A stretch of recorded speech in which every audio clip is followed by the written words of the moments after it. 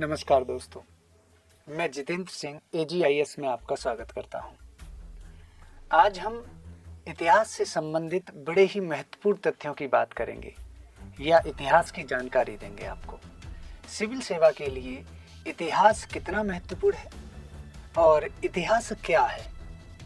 इतिहास के 3 भागों में से कौन सा ऐसा भाग है जो सिविल सेवा के लिए अधिक महत्वपूर्ण माना जाता है। चलिए आज हम 3 प्रश्नों के उत्तर प्राप्त करेंगे। पहला जो हमारा प्रश्न होगा वो ये होगा कि प्राचीन, मध्यकालीन और आधुनिक इतिहास में क्या अंतर है। दूसरा हमारा होगा कि आधुनिक इतिहास क्या है और यूपीएससी के पॉइंट ऑफ व्यू से ये कितना इम्पोर्टेंट है और किस प्रकार ये आया, क्या क्या हमें इसमें पढ़ना है। ठीक है, चलिए शुरुआत करते हैं और पता करते हैं, हम ढूंढते हैं अपने पहले प्रश्न का उत्तर कि प्राचीन, मध्यकालीन और आधुनिक इतिहास में क्या अंतर है। प्राचीन इतिहास। प्राचीन इतिहास सभ्यताओं से शुरू होता है जिनमें सिंधु घाटी की सभ्यता प्रमुख है।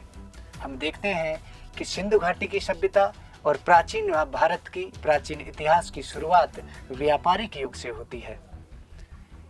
द्रविड़ों ने मेसोपोटामिया तथा इजिप्ट जैसी सभ्यताओं से व्यापार किया। ये शांति प्रिय लोग थे और धीरे धीरे इन्होंने नदियों के किनारे बसकर एक नई सभ्यता और एक नई संस्कृति को जन्म देने का प्रयास किया। यहाँ धर्म के बारे में कुछ सटीक नॉलेज रखना थोड़ा सा कठिन है, या फिर धर्म के बारे में हम स्पष्ट रूप से कुछ भी नहीं कह सकते। इसके बाद में वैदिक सभ्यता आई और वैदिक धर्म, संस्कृति, अच्छाइयाँ, बुराइयाँ और कुछ कल्चरल चीजें, सांस्कृतिक चीजें हमें यहाँ देखने को मिली। इसके बाद से वास्तविक रूप में इतिहास शुरू होता है, क्योंकि वैदिक सभ्यता का हमारे पास लिखित प्रमाण तो उपलब्ध है, साक्ष्य ऐसे हैं जो लिटरेचर वाले हैं, साहित्यिक साक्ष्य हैं, लेकिन एक्सकेवेशन से या खुदाई कर हमें पुरातात्विक साक्ष्य नहीं मिले, उनकी कमी है। अभी भी हम देखते हैं कि इंद्रप्रस्थ के पास में और जो पुराना किला है उस किले में आज भी पांडव काल के या महाभारत काल के अवशेषों को खोजा जा रहा है। पुरातात्विक सामग्री न मिलने के कारण हम उनके बारे में पर्याप्त रूप से या वैज्ञानिक दृष्टिकोण से कुछ भी नहीं कह सकते। इसके बाद इतिहास शुरू होता है, नए नए साम्राज्यों का उदय होता है। पूरा उत्तर भारत लगभग एक सूत्र में बंध जाता है, जिनमें नंद वंश और मौर्य साम्राज्य जैसे प्रमुख साम्राज्य हमें देखने को मिलते हैं।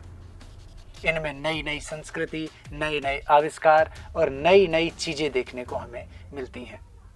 मौर्य साम्राज्य के बाद में शुंग साम्राज्य, सातवाहन साम्राज्य और ब्राह्मणों के साम्राज्य कहे जाते हैं। एक बार फिर से वैदिक व्यवस्था का पुनर्जन्म होता है, एक अच्छा एडमिनिस्ट्रेशन देखने को मिलता है और पूरा भारत एक सूत्र में बंधा हुआ दिखाई देता है। BC खत्म होने के बाद में, ईसा पूर्व जाने के बाद में जब ईस्वी आती है तो हमारे यहाँ मूर्ति पूजा तथा मंदिरों का उदय हमें देखने को मिलता है। गुप्त काल में मंदिरों का उदय हुआ और राजपूत काल तक मंदिर कला में द्रविड़, नागर और बेसर शैली के नाम पर बहुत ही उत्कृष्ट स्थापत्य देखने को मिला हमें। शिक्षा में भी काफी बढ़ोतरी हुई और भारत एक उच्च कोटि का शिक्षा केंद्र बन चुका था इस समय तक। जहां पर भारत प्राचीन इतिहास के अंत में शिक्षा और स्थापत्य की नए कीर्तिमान स्थापित कर रहा था, उसी समय राजवंश जो थे वो छोटे छोटे टुकड़ों में टूटते जा रहे थे, राजनीतिक शक्ति कमजोर हो रही थी और भारत के पश्चिम में इस्लाम के नाम पर एक बड़ा साम्राज्य बनता चला जा रहा था। ये पूरब, पश्चिम, उत्तर, दक्षिण चारों दिशाओं में अपने साम्राज्य का विस्तार करने में लगा हुआ था। जल्दी ही इस्लाम की जड़ें व इस्लाम की सीमाएं भारतीय क्षेत्र तक आ लगी और यहीं पर प्राचीन इतिहास खत्म हो जाता है और एक नई संस्कृति, एक नई सभ्यता हमें यहाँ देखने को मिलती है। हम देखते हैं कि धार्मिक उथल पुथल के साथ साथ पुराने स्थापत्य को तोड़कर नए स्थापत्य के कीर्तिमान स्थापित किए जाते हैं। इंडो इस्लामिक शैली, एक नई शैली द्वारा यहाँ स्थापत्य को जन्म दिया जाता है। धीरे धीरे पूरे मध्यकाल में हम ये चीज़ देखते हैं कि शुरुआत जहाँ इस्लामिक शैली से हुई, वहाँ सेंट्रल एशिया, मध्य एशिया की उज़्बेकी शैली भी भारत में प्रवेश कर जाती है। सुल्तान और बादशाहों का ये शासन शिक्षा के लिए बहुत ही कम मूल्यांकन किया जाता है। शिक्षा के क्षेत्र में पतन सा होता चला जा रहा था और ये देखते हैं कि स्थापत्य अपने नए कीर्तिमान स्थापित कर रहा था। इस समय हमें चित्रकला भी काफी अच्छे रूप में दिखाई देती है। इस्लामिक शासकों का पतन ही मॉडर्न हिस्ट्री या आधुनिक इतिहास की शुरुआत कहा जाता है। आधुनिक इतिहास का यूपीएससी के पॉइंट ऑफ व्यू से बहुत ही महत्वपूर्ण योगदान रहता है। आधुनिक इतिहास से, मॉडर्न हिस्ट्री से बहुत सारे प्रश्न पूछे जाते हैं।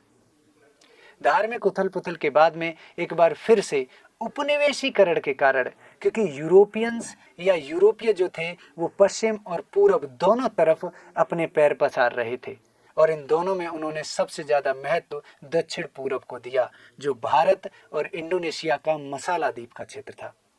यूरोपियंस यहाँ आ जाते हैं, मुगल शक्ति कमज़ोर हो जाती है, नए नए राज्यों का एक बार फिर से उदय होने लगता है।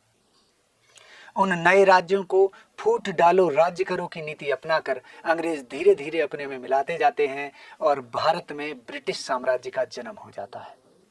हम देखते हैं कि यूरोपियन आगमन, नए साम्राज्यों का उदय या नए राज्यों का उदय, मुगल साम्राज्य का पतन, ब्रिटिश साम्राज्य का मजबूती से भारत को पकड़ लेना, गवर्नर, गवर्नर जनरल और वायसरॉय के रूप में ये भारत में नई नई नीतियां लेकर आते हैं। साइंस व टेक्नोलॉजी का युग आता है, आधुनिकीकरण आता है और औद्योगिकीकरण आता है। हम एक चीज देखते हैं कि इन सब के साथ साथ वो भारतीय सभ्यता, भारतीय संस्कृति का पूरी तरीके से पतन कर देते हैं और भारत से सभी धन को यूरोप में ले जाकर समेट कर रख देते हैं।